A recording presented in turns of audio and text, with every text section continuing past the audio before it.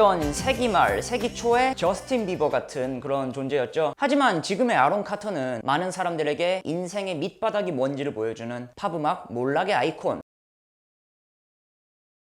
한 시대를 풍미한 옛날 뮤지션을 알아보는 시간, 복구맨입니다. 이제 막 백스트리트 보이즈 특집을 끝냈는데 아시는 분들은 다 멤버 닉 카터의 기구한 가정사를 아실 거예요. 닉 카터의 남동생 이름이 아론 카터입니다. 그래서 한때 이 카터 형제가 세계에서 가장 유명한 형제 중 하나였거든요. 어떤 세기말, 세기 초의 저스틴 비버 같은 그런 존재였죠. 그래서 형 닉 카터가 저스틴 좋지? 근데 우리 아론이 짱이야 라고 한 적도 있었어요.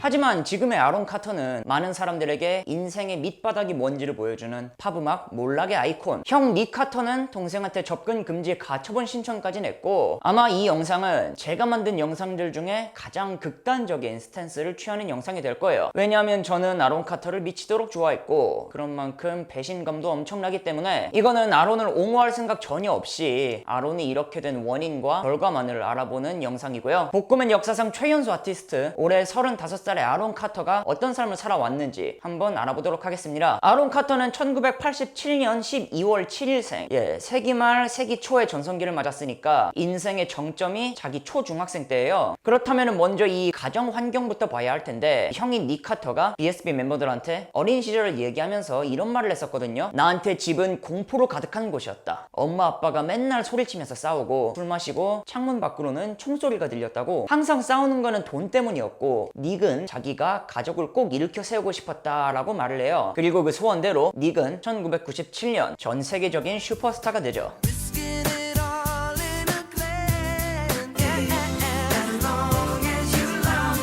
이때까지만 해도 동생 아론은 뭐 하고 있었느냐? 학교에서 친구들이랑 펑크 밴드 하고 뭐 그랬대요. 물론 펑크라고 해봤자 초등학교 1, 2학년이 하는 거지만 아무튼 이때 BSB 히트가 바로 이 아론 카터의 데뷔와 연결이 되는 거죠. 알려진 데뷔의 계기는 바로 이것. 아론이 독일에서 열린 백스트리트 보이즈 공연을 따라갔다가 관객들 앞에서 공연을 하게 되고 어른들이 그 재능을 발견했다. 근데 그 어른들이라는 게 제가 BSB 편에서 말씀드렸던 사업가 루 펄먼과 돈에 눈이 멀어있던 카터 형제의 어머니, 뭐 이런 사람들 아닙니까? 아론 자신이 말하는 거는 이거는 처음에는 그냥 코미디 기미처럼 한 공연이었는데 어느새 이게 로켓처럼 뻗어나갔다고. 그날 공연에서 아론이 불렀던 곡이 돌제츠의 크러쉬 온 유였다고 해요. 이거는 그대로 아론의 데뷔곡이 돼서 독일 차트 5위를 기록하는 등 유럽에서 괜찮은 성과를 기록하고요.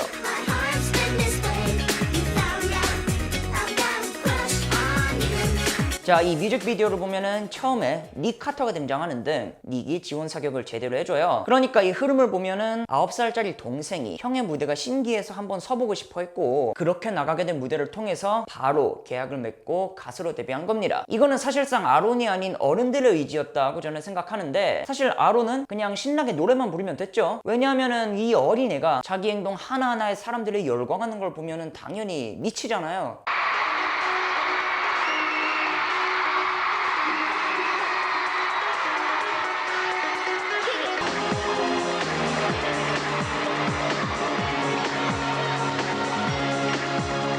아론은 이때 루 펄먼의 가수들이 흔히 그랬듯이 먼저 유럽 위주로 활동한 뒤 미국에 진출하는 방법을 택한다. 아론의 전성기가 시작되는 게 바로 2000년부터거든요. 아론은 백스트리트 보이즈가 있던 음반사 자이브 레코드에 들어가고, 자이브는 어린아이가 부르는 파티 앨범 컨셉으로 2집을 제작, 미국에서만 300만 장을 팔아버려요.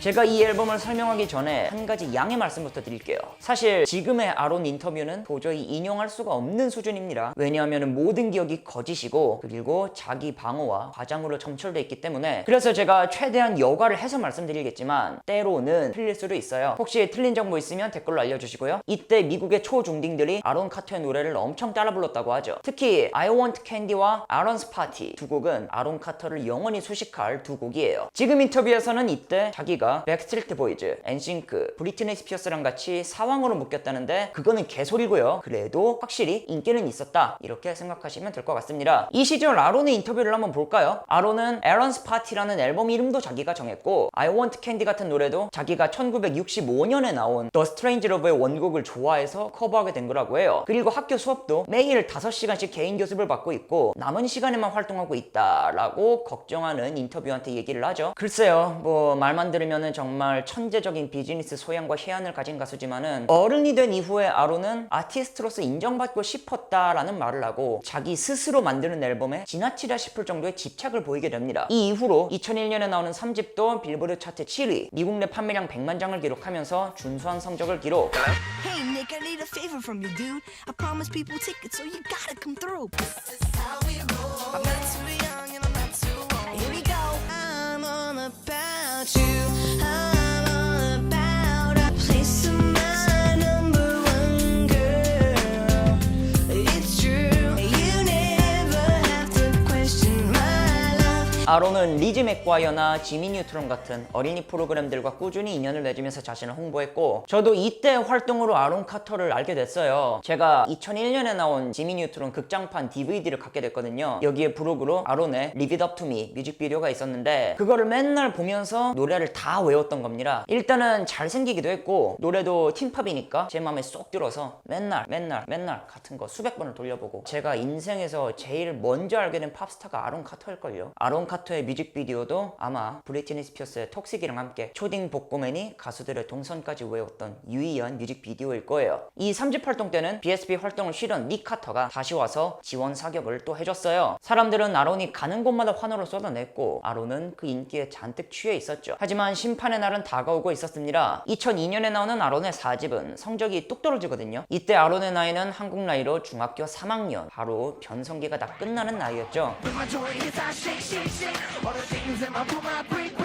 All the people that I'm trying to say, drop it down, shake it down, break it down. I wanna thank you for being good to me. 데뷔곡 크러쉬 온 유부터 이 4집까지 쭉 들어보시면은 아론의 목소리 변화가 한눈에 보여요. 아론은 성장을 끝냈고 이 순간 아론의 효용 가치는 다 있습니다. 자이브는 더 이상 아론의 앨범을 만들지 않아요. 대신에 2003년과 2006년 연이어서 베스트 앨범만 2장 내면서 이미 존재하는 곡들로 골수까지 쫙 뽑아갔죠. 그렇다면 아론이 돈은 많이 벌었을까요? 아론의 부모님은 아론이 15살이던 2002년 루 펄먼을 상대로 소송을 제기해요. 백스트리트 보이즈처럼 받아야 할 돈을 못 받았다는 거죠. 이거는 어찌저찌 합의로 마무리가 됐습니다. 그렇다면 성인이 된 아론 카터는 과연 얼마를 받았을까? 아론은 자기가 실제로 벌었던 게 2억 달러가 넘는다라고 주장을 하거든요. 하지만 어른이 되자마자 아론이 확인한 자신의 신탁 자금은 고작 200만 달러. 근데 부모님이 안 낸 세금이 400만 달러였어요. 2006년에 카터 5남매의 삶을 조명한 하우스 오브 카터스라는 리얼리티 쇼가 나왔는데 여기를 보면은 카터의 어머니는 아론 카터를 대놓고 캐시카우라고 불렀다고 하죠. 부모님이 자기를 돈으로만 봤다는 거는 닉이랑 아론이 공통적으로 같이 하는 말이고 성인이 된 아론은 어떤 활동을 하느냐? 자신을 발굴했던 사기꾼 루 펄먼을 끝까지 믿고 아예 루 펄먼이 직접 세운 레코드사에 들어가요. 그리고 한 곡을 발매하지만 큰 반응을 얻지 못하죠. 아론은 곧바로 계약을 끝냈고 얼마 지나지 않아서 루 펄먼은 3억 달러짜리 폰지 사기로 감옥에 들어갑니다. 아론은 여기서 끝났어요. 이후로도 계속 곡을 내긴 했지만은 사람들이 기억하는 건 없죠. 2008년에는 대마 소지 혐의로 체포, 그리고 2011년에는 감정적이고 영적인 문제를 치유하기 위해 리앱에 들어간다고 발표를 하는데 형인 닉도 한때 마약과 술에 빠져서 재활하느라 큰 고생을 했잖아요. 닉은 결국에 빠져나왔고 나중에는 가족이랑 연락도 거의 끊습니다. 하지만 아론은 마약에서 못 빠져나오죠. 2012년에는 자매인 레슬리 카터가 약물 중독으로 사망하는 일이 또 있었거든요. 이 장례식에 형인 닉 카터 가 참석을 안 했어요. 닉이 말하는 이유가 가족들은 레슬리의 죽음을 나의 탓으로 돌렸고 그래서 참석을 할 수 없었다고. 그리고 아론은 어떻게 되느냐? 이후로 계속 망가지죠. 2013년에는 결국에 파산 신청을 하면서 많은 팬들을 충격에 빠뜨렸는데 이때 아론이 돈 벌겠다고 투어를 막 돌면서 2013년에만 166차례의 공연을 했거든요. 이 당시의 영상을 보면은 공연장이 거의 클럽 수준까지 내려갔어요.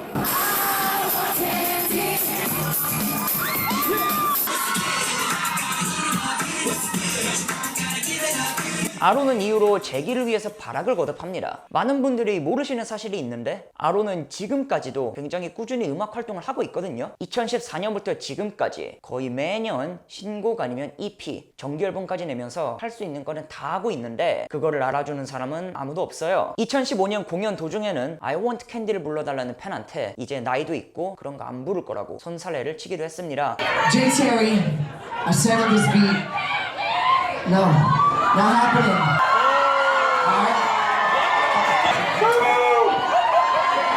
하지만 그런 동시에 I want candy를 빼버리면 본인한테 아무것도 남는 게 없잖아요. 그러니까 본인의 전성기를 병적으로 부정하는 동시에 병적으로 올려치기 하는 혼종 아론 카터가 탄생을 하는 거예요. 아론이 옛날 노래를 그나마 거리낌 없이 불렀던 2010년대 초반에 사람들 반응을 한번 봅시다. 이 노래를 성인 목소리로 부르니까 맛이 안 산다. 지금 아론이 이 노래를 부르는 게 왜 이렇게 슬프게 다가오는지 모르겠다. 하지만 막상 신곡은 내도 아무도 안 듣지 않습니까? 이때 지인들의 증언으로는 아론은 판잣집같이 허름한 곳에서 살았으며 차는 1992년형 BMW를 몰았다고. 그리고 아론은 2017년에 자신이 의지하던 아버지마저 세상을 떠나고 완전히 맛이 가버려요. 아버지 사망 2달 뒤인 2017년 7월 아론은 음주운전과 대마 소지 혐의로 다시 한번 체포. 이때 찍힌 머그샷은 아론을 좋아한 팬들에게 큰 충격을 안겨줬죠. 그리고 지금은 완전한 현실 부정과 기행의 아이콘으로 변했습니다. You're not a fan. You're not gonna come in here and be like, motherfucker. No. What's up, bitch? 2017년 이후에 아론을 한번 살펴볼게요. 아론을 보다 못한 닉이 도와주겠다고 트위터로 멘션을 하니까 직접 말하지 않을 거면 꺼지라 그래요. 그리고 이후로도 형은 가족을 위해서 아무것도 해준 게 없다. 형은 어렸을 때부터 나를 괴롭혔다 하는 등 적개심을 드러냈죠. 종국에는 닉 카터 가족을 죽여버리겠다라고 협박을 하다가 닉이 접근 금지 가처분 신청을 냈거든요. 형제의 연은 끊겼고 닉은 아론에 관해서 한마디도 안 하는데 아론은 아직도 심심하면 닉 얘기를 해요. 예를 들어서 자기가 최근에 낸 앨범 성적이 BSP보다 좋았다는 등, 그리고 자신이 총 판매량 7,500만 장을 기록했으며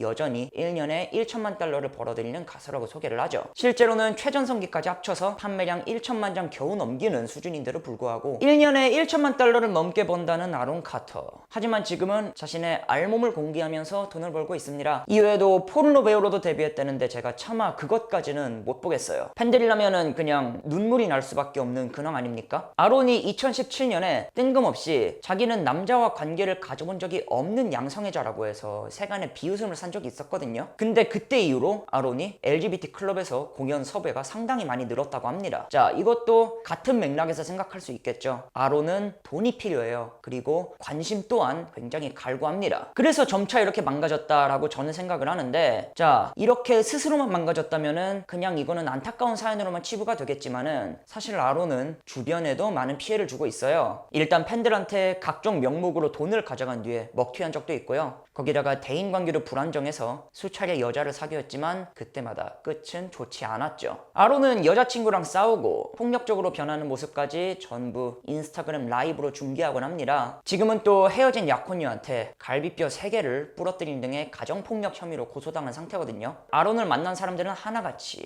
아론한테는 정신적 치료가 필요하다고 얘기하는데 아론은 자아도취가 극심하고 자신이 대단하지 못하다라는 사실을 받아들이지 못하고 있는 거죠. 2019년에 유튜브에 공개된 영화 중에 아이돌 사기 루펄먼 이야기라는 다큐멘터리가 있어요. 이거는 엔싱크의 랜스 베이스가 제작을 한 건데 제가 BSP 특집부터 말씀드렸던 사업가이자 사기꾼 루펄만이 얼마나 악질인지를 알려주는 다큐멘터리입니다. 여기서 랜스를 비롯한 루펄만의 아이돌들은 루의 막장 행각을 폭로하면서 지금 생각하면은 루가 우리한테 그루밍을 한 것 같다. 또 우리의 은밀한 비디오도 공유한 것 같다. 뭐 이런 얘기들을 막 했어요. 다들 솔직하게 자신의 생각을 이야기하는데 유일하게 아론 카터만이 루는 절대 그런 사람이 아니라면서 화를 내고 그이 닥치라고 막 그러거든요.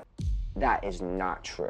Shut up about that, guys. 그래서 이 영화의 댓글들을 보면은 거의 절반이 아론 카터 이야기예요. 아직까지도 루펄먼의 그늘에서 빠져나오지 못한 사람 같다고. 근데 저는 이렇게 느꼈단 말이죠. 자, 루펄먼마저 부정해버리면은 자신의 유일했던 전성기마저 의미가 없어지는 거예요. 아론한테는 루와 함께한 시절이 인생의 전부였고 가장 화려했던 시절이니까 잘못에 상관없이 무조건 지켜야만 하는 겁니다. 지금의 아론 카터는 계속 음악을 내지만 오직 그 기행과 실언으로 인기를 얻고 있어요. 사람들은 오늘은 아론이 어떤 개소리를 할까, 얼마나 망가져 있을까 궁금해하면서 소식을 챙깁니다. 아론은 망가지는 걸로 돈을 벌고 그러면서도 자기가 아직 재능 있는 인기 가수라고 믿고 있죠. 제가 지금 풀어드린 썰들은 극히 일부고 알아보면 알아볼수록 괴상하고 처량한 모습을 보이는 게 아론 카터의 근황이에요. 제가 다른 가수들을 다루면서는 그래도 굉장히 따뜻한 시선으로 다가가려고 노력하고 있다고 저는 생각을 합니다. 하지만 아론 카터의 이런 삶은 제가 도저히 따뜻하게 바라볼 수가 없어요. 팬들과 주변인들도 많은 피해를 보고 있고, 제가 그럼에도 불구하고 우리 아론 불쌍한 사람이니까 무지성으로 봐주세요 라고 말하기에는 더한 어려움 속에서를 제기하고 일어난 수많은 스타들이 있잖아요. 그런 스타들을 향한 모욕이라고 저는 그걸 생각을 해요. 복고맨 하면서 이런 말 하는 거는 처음인데, 시간을 되돌릴 수 있다면은 저는 그냥 아론 카터가 가수를 안 했으면 좋겠어요. 저도 당신 덕에 얻었던 그 모든 즐거움들 포기할 용의가 있으니까 본인의 삶부터 빨리 찾기를 바라고요. 지금은 사람들의 길티 플레저로 전락했지만 언젠가는 제정신 찾고 멀쩡하게 살아가시길. 그리고 I want candy 시절도 웃으면서 얘기하는 날이 오길 바라봅니다. 한때 팝스타 아론 카터의 이야기였습니다. 소개 부탁하고 싶은 미션 있으시면 언제든지 말씀해 주시고요. 콘텐츠가 마음에 드셨다면 구독과 좋아요 부탁드리겠습니다. 복고맨이었습니다.